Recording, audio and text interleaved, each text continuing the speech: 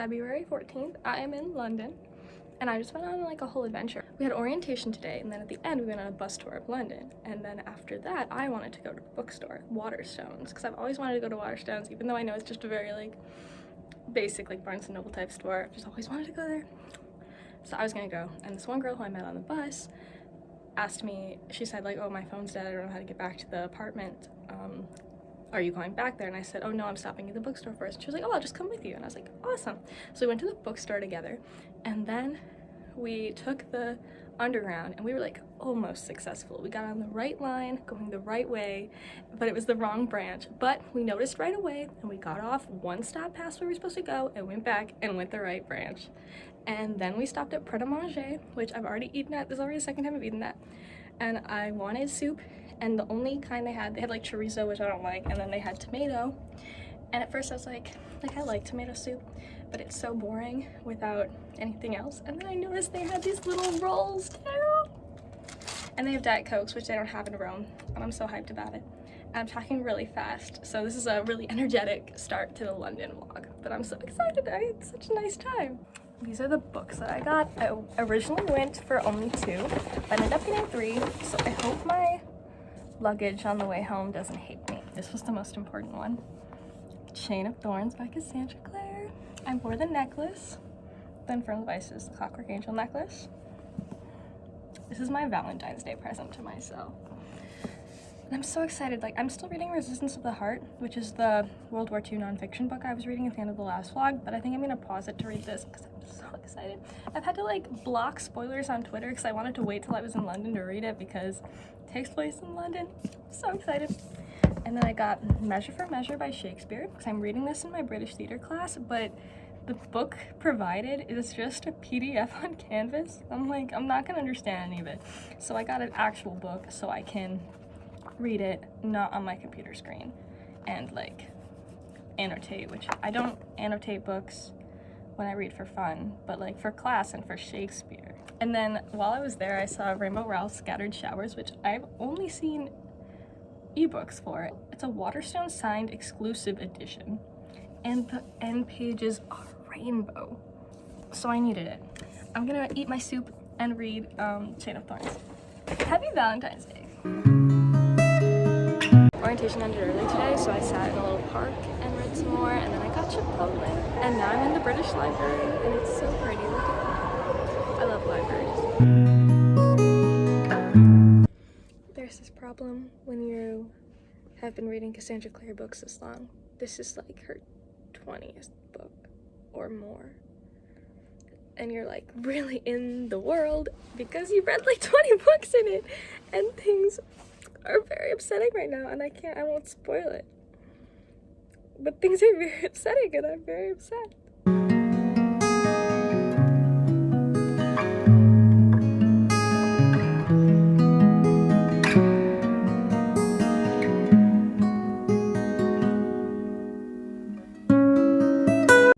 It is February 21st, and I just finished Resistance of the Heart, the nonfiction book I was reading. I don't know if I already said this, but I did finish Chain of Thorns a couple days ago. I loved it. A lot of people were disappointed, but I loved it. So next on my reading list, the next book that I brought is Tess of the D'Urbervilles by Thomas Hardy, because I want to read a British classic or an English classic while in England. I don't think this takes place in London, but it does take place in England. So excited for that. But the next book I'm gonna start is actually Measure for Measure by William Shakespeare. Apparently we're going over this on Thursday, so it's Tuesday right now. And she said she doesn't expect us to read everything of every play that we do. Like, technically we're supposed to have read Twelfth Night by today, which I did not do, but I did read Twelfth Night in 8th grade, so I still understood. And she like gave us a synopsis because she understood that no one was gonna read all of Twelfth Night in one day.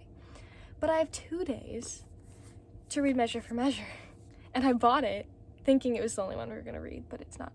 So I'm gonna see if I can get through this. I mean, it's a play. I know it'll take me longer than 3 hours like a play would be, but we might as well see.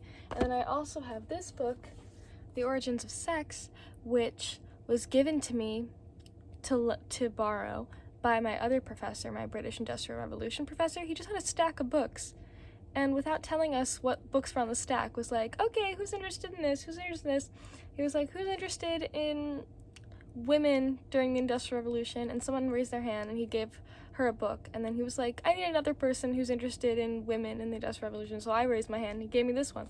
So I'll be working through this too, I guess.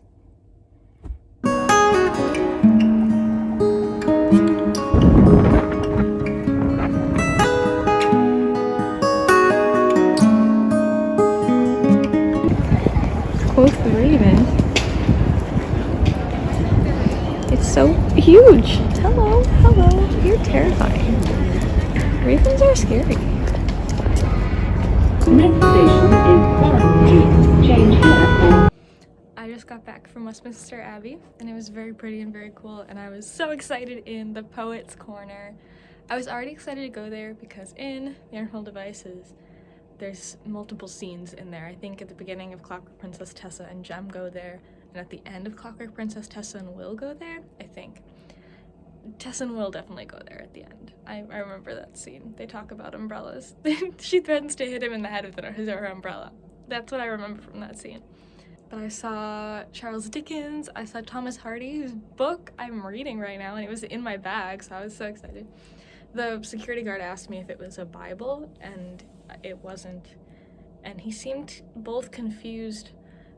He seemed confused that someone would bring a Bible, which I didn't, so it's fine. But also, it is a church, so I don't know why that deserved confusion.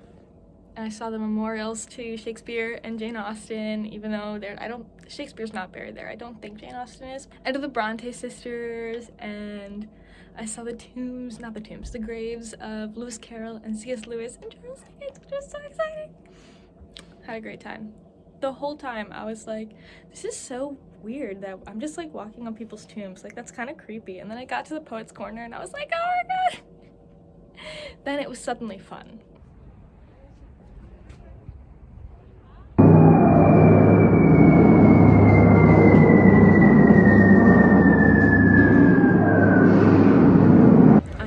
Right now. I'm gonna read for a little bit while I wait for my train because I finished everything I was planning to do faster than I expected, and I got a dragon friend. I love dragons.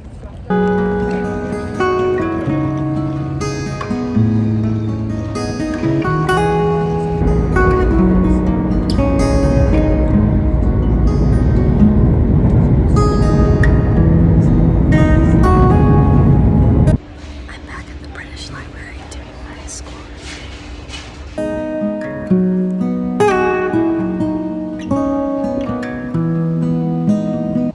Eating some cacio e pepe, just like I'm in Italy again. Happy St. Patrick's Day! I went to Blackfriars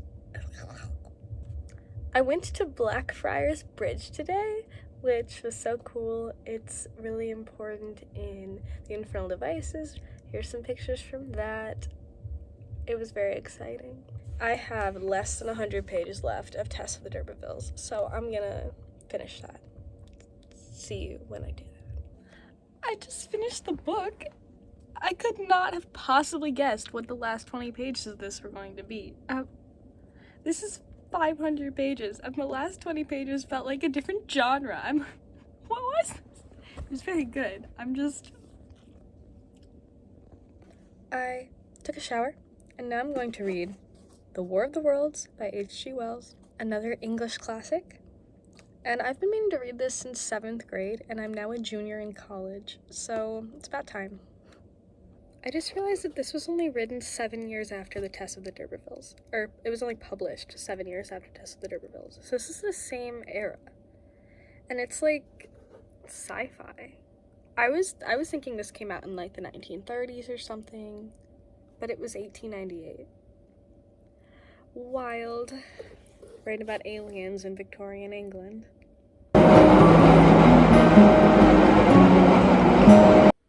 I'm enjoying this book, but I hate when characters don't have names, and the narrator doesn't have a name, and that's fine. Like, it could be like a Rebecca thing where the main character is not supposed to have a name, they're just the narrator, that's cool. But also his wife doesn't have a name, he just calls her my wife every time. And all the other characters have names.